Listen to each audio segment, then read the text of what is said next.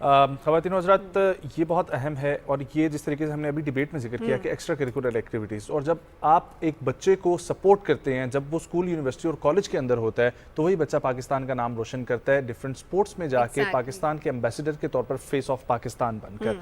और इसी तरीके से हमारे पास आज एक और शख्सियत मौजूद है जो कि बॉक्सिंग के शोबे से जिनका ताल्लुक है, जो कि बड़ी ज़बरदस्त स्पोर्ट्स में एक ऐसी चीज़ है कि जो फिजिकल एक्टिविटी होने के साथ साथ आपकी मेंटल ग्रोथ के लिए भी अच्छी है, और साथ ही साथ ये जो बॉक्सर्स है ये दुनिया भर में पाकिस्तान का नाम रोशन भी कर रहे हैं। और आज जो हमारे साथ मेहमान मौजूद हैं वो बेशुमार वर्ल्ड क्लास खिलाड़ी जो पैदा हुए उनमें से एक ऐसा नाम है जो कि लोगों को प्रोड्यूस करने में इनका बड़ा रोल होता है। प्रोग्राम में मौजूद है पाकिस्तान बॉक्सिंग काउंसिल के सदर। उनसे जानेंगे कि हम कितना काम कर रहे हैं, कितना इसको प्रमोट कर रहे हैं और कितना हम ग्रो कर चुके हैं इस शोबे में।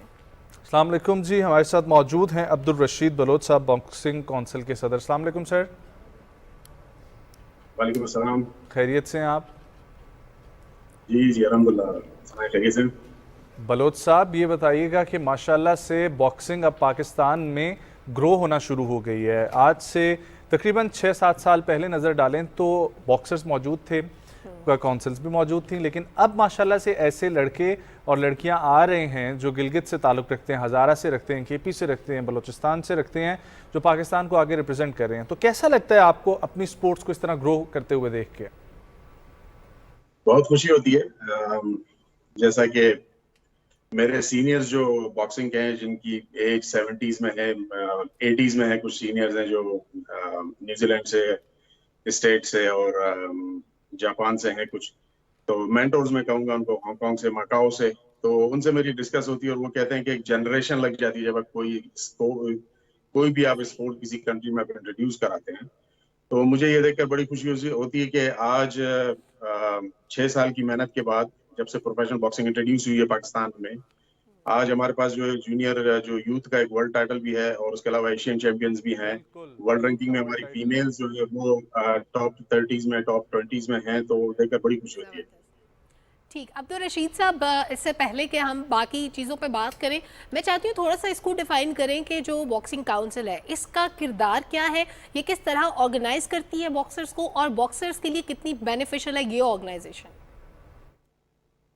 देखिए, बेनिफिशियल की बात है तो आज से पहले, जब 2016 से पहले जब मैंने ये इंट्रोड्यूस कराया प्रोफेशनल बॉक्सिंग पाकिस्तान में, पहले प्रोफेशनल बॉक्सिंग नहीं थी, जिसकी वजह से हमारे जो एमेचर के बॉक्सर्स थे, जिस तरह हुसैन शाह, मोहम्मद वसीम और हैदर अली, असगर अली शाह और बहुत से बॉक्सर, मैं खुद, हमें जो है लाइसेंस लेने के लिए प्रोफेशनली, चाहे डजंट मैटर आपका क्या लेवल था, आप ओलंपियन थे, मेडलिस्ट थे, आप जो भी थे, आपको बाहर के प्रमोटर से रब्ता करना पड़ता था, आपको वीजा अप्लाई करना पड़ता था, टिकटें लेनी पड़ती थी, अपने स्पॉन्सर देखना पड़ता था और जाकर वहां सिर्फ एक लाइसेंस लेने के लिए प्रोफेशनल बॉक्सिंग का दूसरे ममालिक में प्रमोटर्स को अप्रोच करना पड़ता था। आज हमारे पास ये सहूलत है, हमारे बच्चों के पास, हमारे लड़कों के पास, लड़कियों के पास, कि वो पाकिस्तान में बैठे बैठे प्रोफेशनल बॉक्सर बन जाते हैं और उनकी वर्ल्ड रैंकिंग मिल जाती है उन्हें, और वो कोई भी टाइटल जाके क्वालिफाई करे तो वो खेल सकते हैं।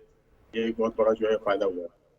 नो डाउट सर, आपने बिल्कुल इस तरीके से जिक्र किया, लेकिन यहाँ पर कुछ फेडरेशन के भी मसले मसाइल है। हम मसले मसाइल में नहीं पढ़ते, लेकिन आपने जो जिक्र किया, हमारे पास ऐसे बहुत सारे बॉक्सर्स मौजूद हैं जो एमेच्योर में 11-11 साल जिन्होंने खेली है, लेकिन उनका नाम नहीं हुआ। तो इसका नो डाउट आपको क्रेडिट जाता है, आपने प्रोफेशनल बॉक्सिंग लेकर आए। उसमें एक नाम का मैं जिक्र करना चाहूँगा, आप जानते होंगे, हज़ारा से ताल्लुक़ रखते हैं आसिफ हज़ारा। तो आसिफ हज़ारा ने इतना अरसा खेला और पाकिस्तान को इंटरनेशनली भी रिप्रेजेंट किया, लेकिन उसकी कोई इतनी उस वक्त गेम नहीं मानी गई। जब से वो प्रोफेशनल में आए, उन्होंने एशिया के टाइटल जीते और अब वो ऑस्ट्रेलिया में खेल रहे हैं, पाकिस्तान को रिप्रेजेंट कर रहे हैं। तो ये एमेच्योर बॉक्सिंग में क्यों इस तरीके से नाम नहीं बन पाए और क्यों उसमें रिप्रेजेंटेशन नहीं होती जो प्रोफेशनल में होती है? देखिए, आज तक सिंपल मैं इसको आपको समझाऊंगा इसका, कि अब मैं किसी से भी अगर पूछता हूँ कि दुनिया में कितने ऐसे बॉक्सर हैं जिन्होंने हैवी वेट में या किसी भी वेट में ओलंपिक में 3 बार गोल्ड मेडल जीता होगा, बहुत मुश्किल किसी को नाम पता होंगे। लेकिन आप जब कहेंगे Muhammad Ali, Mike Tyson, Oscar De La नाम आपको, विशाली लामाचिंको और ट्रिपल जी, ये आपको वो इजी बताएंगे। हाँ, ये यहाँ से ये रियल फाइट है, इसलिए ये प्रोफेशनल बॉक्सिंग है। तो एमेचर में अनफॉर्चुनेटली अब जैसे तुफिलो स्टेवेंसन था, फेलिक्स सेवोन था, पॉपुलो था, ये 3 जो है 3 बार ओलंपिक चैंपियन बने हैं। 3 बार, जो 4 साल में एक ओलंपिक होता है, और 3 बार बनना कोई आसान बात नहीं। एमेचर का अनफॉर्चुनेटली प्रोफेशनल बॉक्सिंग जब हम भी एमेचर खेलते थे तो आप किसी भी क्लब में चले जाएं, वहां पे आपको माइक टाइसन की, मोहम्मद अली की और जो बगैर बनेन पहने हुए जो लड़के मिलेंगे, उनकी पिक्चर्स लगी हुई मिलेंगी। ये एक खूबसूरती है बॉक्सिंग की। प्रोफेशनल बॉक्सिंग एक लेवल उसका जो है काफी हाई है ना, तो ये एक रीजन है। और मैं एमेचर बॉक्सिंग के बारे में कोई बात नहीं करना चाहूंगा, क्योंकि मेरा फोकस जो है टोटल प्रोफेशनल बॉक्सिंग है। तो अच्छा, ये एक प्रोफेशनल ब्यूटीफुल बॉक्सिंग में और स्पोर्ट है। एमेच्योर में फर्क क्या है? टेक्निक्स का डिफरेंस होता है, क्या होता है? जी हाँ, इसमें टेक्निक्स क्या है, आपके राउंड्स जो होते हैं एमेचर में 3 मिनट के 3 राउंड होते हैं। प्रोफेशनल बॉक्सिंग में 3 मिनट के 4 राउंड से शुरू होता है, फिर वो 12 राउंड तक चला जाता है अगर टाइटल फाइट हो। और ये यूज टू बी 15 राउंड से ज्यादा भी होता था, 25 राउंड, 30 राउंड, 75 राउंड तक भी था। तो फिर जब ये ना 80s में जो है ना, ये अर्ली 80s में ये 12 राउंड पे आया। ठीक। ये फर्क होता है, इसका स्कोरिंग का फर्क होता है, पंचिंग का फर्क होता है। आपका जो है ना लॉन्ग डिस्टेंस पे आपको जो है ना खेलना होता है, आप जब वजन कम करते हैं आपको आके खेलना होता है, इसलिए होना सही होता है कि बात है। आपको कि आपने 12 राउंड खेलने हैं, 10 राउंड खेलने हैं, 8 राउंड खेलने हैं। स्कोरिंग इसमें डिफरेंट होती है, जो कि स्कोरिंग होती है वो डिफरेंट होती है। यहाँ पे जो है प्रोफेशनल बॉक्सिंग की वो ये फर्क। अच्छा रशीद साहब, ये बताइएगा कि जिस तरीके से उस्मान वज़ीर हमारे पास एक नाम है, जो वर्ल्ड यूथ इस वक्त टाइटल उनके पास है, तो पाकिस्तान में आपको क्या लगता है कि नेशनल लेवल पर ज़्यादा से ज़्यादा बॉक्सिंग के इवेंट हों तो इस तरीके से और हमारे पास ऐसे नाम पैदा होंगे जो इंटरनेशनली एशियन चैम्पियन बनेंगे, वर्ल्ड यूथ चैम्पियन बनेंगे? जी हाँ, बिल्कुल। हमारे पास जितने ज्यादा इवेंट होंगे उन्हें वो जो ऑटोमेटिकली वो वर्ल्ड रैंकिंग में आ जाता है। तो अब जैसे पाकिस्तान में किसी भी वेट में अगर 4 बॉक्सर हैं और उसके बाद कोई एक नया लड़का आके, चाहे वो विन और लूज, वो जो है वर्ल्ड रैंकिंग में वो ऑटोमेटिकली आ जाता है खेलने से। तो जितने ज्यादा लड़के आएंगे, उनकी जितनी ज्यादा फाइटें होंगी, उतनी उनकी रैंकिंग बेहतर होगी, उनके स्टार्स लगेंगे और उसके बाद फिर वो क्वालिफाई करेंगे किसी भी एशियन टाइटल के लिए, कॉन्टिनेंटल या फिर वर्ल्ड टाइटल के लिए। वो इसी तरह क्वालिफाई करते हैं। जिस तरह उस्मान वजीर था, पहले उसने शुरू में ये फाइटें खेली, उसके बाद जो है ना इसी तरह रैंकिंग बनाकर स्टार अपने लगाकर उसके बाद जो है वो क्वालिफाई हुआ, WBO का यूथ टाइटल उसने जीता। और आगे उम्मीद है कि आगे आगे भी वो इसी तरह हमारे और जो मजीद बॉक्सर्स हैं, जिनके हम कोशिश कर रहे हैं कि छोटे छोटे इवेंट ऑर्गेनाइज करके उनको लाया जाए, उनको रैंकिंग में लाया जाए, फिर उसके बाद उनका स्टेप बाय स्टेप उनको आगे इस तरह ले जाया जाए। अब्दुल रशीद साहब, प्रोफेशनल बॉक्सर्स को तरबियत देने के लिए अभी क्या स्टेप्स लिए जा रहे हैं, क्या इकदाम किए जा रहे हैं?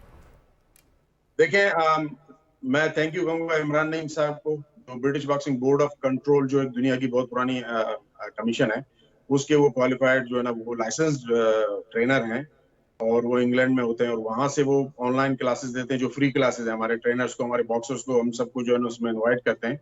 और वो जब उनके पास टाइम होता है, बाज़ औक़ात वो वीकली करते हैं, बाज़ औक़ात फोर्टनाइटली, मंथली कोशिश करते हैं कि उनसे जो क्लासेस ली जाए। और वो बताते हैं कि हैंड रेप्स किस तरह होता है, वजन किस तरह कम करना होता है, ये कट्स वगैरह को किस तरह जो है कंट्रोल करना होता है रिंग के अंदर जब लग जाते हैं कट बॉक्सर्स को। तो इन चीजों पे काम हो रहा है और क्लासेस हो रही हैं। जी हाँ, ठीक हो गया। लेकिन सर ये बहुत ज़रूरी है कि पिछले दिनों मैंने एक चीज़ सुनी थी, मैं चाहूँगा इस पर भी आप बात करें कि एक और बॉक्सर हैं बलूचिस्तान से, उनका ताल्लुक़ है, शुएब उनका नाम है, और हमारे प्रोग्राम में भी आ चुके हैं। अब वो इंडिया अभी जा रहे हैं एक फ़ाइट के लिए जून के स्टार्ट में। उन्होंने ये बात का जिक्र किया कि पाकिस्तान में तकरीबन 3 फेडरेशंस हैं जो इस वक्त बॉक्सिंग की हैं, और एक बच्चा जो लड़ने के लिए फ़ाइट गया है अज़रबैजान, तो दूसरी कौंसिल यहाँ से, दूसरी फेडरेशन यहाँ से फ़ोन करके बोल रही है कि ये तो पाकिस्तान की रिप्रेजेंटेशन में है ही नहीं जी, आपने किस तरह इसको उठा लिया है। तो ये क्यों आप लोगों के आपस में फेडरेशन के प्रॉब्लम्स भी हैं? हाँ, मैं ये क्लियर कर दूं कि प्रोफेशनल बॉक्सिंग की सिर्फ Pakistan boxing council recognise commission है, जो पूरे वर्ल्ड में रिकग्नाइज है। उसके अलावा जो ये आप एमेचर की शायद बात कर रहे हैं, एमेचर में कुछ हैं, ग्रुप्स हैं जो आपस में उनके होता है। तो प्रोफेशनल में ऐसी कोई बात नहीं। ठीक, प्रोफेशनल बॉक्सिंग में ऐसी कोई बात नहीं है। अच्छा, आने वाले इवेंट्स की तैयारी क्या चीज़ें सामने रख के, क्या इवेंट्स मद्देनजर रख के कर रहे हैं अब्दुल रशीद साहब, ये भी थोड़ा सा बता दें। हमारा जो भी इवेंट होता है उसमें कोशिश करते हैं, हमारे जो प्रोमोटर्स होते हैं वो ऑर्गेनाइज करते हैं इवेंट, और उसके बाद बॉक्सर से डील करते हैं कि आपने ये राउंड खेलनी है, ये खेलना है, फिर उसके बाद आपको अगला स्टेप ये होगा, अगला मुकाबला आपको यहाँ खिलाएंगे वगैरह वगैरह। वो सारा प्रोमोटर्स का काम होता है। पाकिस्तान बॉक्सिंग काउंसिल का काम ये है कि बॉक्सर्स की सेफ्टी, ये हमारे लिए जो है टॉप प्रायोरिटी होती है। तो इसमें हम जो है अपने बॉक्सर्स का मेडिकल बहुत जरूरी है। मेडिकल के बगैर कोई इसमें कोई रियायत नहीं होती। मेडिकल वजन उनका प्रॉपर होना चाहिए ताकि बॉक्सर्स की सेफ्टी हो। प्रोफेशनल बॉक्सिंग जो है, कॉम्बैट स्पोर्ट जो भी है, ये खतरनाक गेम होते हैं। इसमें आप जो ना पंचेस लगते हैं जिस पर लोग जो है सालों मेहनत करके एक पंचिंग बैग पर वो हिटिंग करते हैं, उसके बाद वो पूरा पावर जो है ना आके वो रिंग में लगाते हैं बॉक्सर के ऊपर, उसे नॉकआउट करने की कोशिश करते हैं। स्पेशली प्रोफेशनल बॉक्सिंग में जिस तरह ये नॉकडाउन होता है, ये प्रोफेशनल बॉक्सिंग में बड़ा इंपॉर्टेंट होता है। इसमें आप बॉक्सर जो पूरा राउंड लॉस कर जाता है एक नॉकडाउन होने की वजह से, जबकि एमेचर बॉक्सिंग में स्कोरिंग जो है वो डिफरेंट है, नॉकडाउन होने पर भी उसका स्कोरिंग डिफरेंट है उसकी। तो इसलिए बॉक्सर्स की, प्रोफेशनल बॉक्सर्स की ज्यादा कोशिश यही होती है कि वो नॉकआउट करे बॉक्सर को। यहाँ पर जो है सेफ्टी कहा जाता है। फिर हमारे यहाँ जो है ये हमारा मेडिकल बोर्ड है, पाकिस्तान बॉक्सिंग काउंसिल के जो मेडिकल बोर्ड है, उनके चेयरमैन साहब हैं डॉक्टर नईम अहमद आजाद साहब।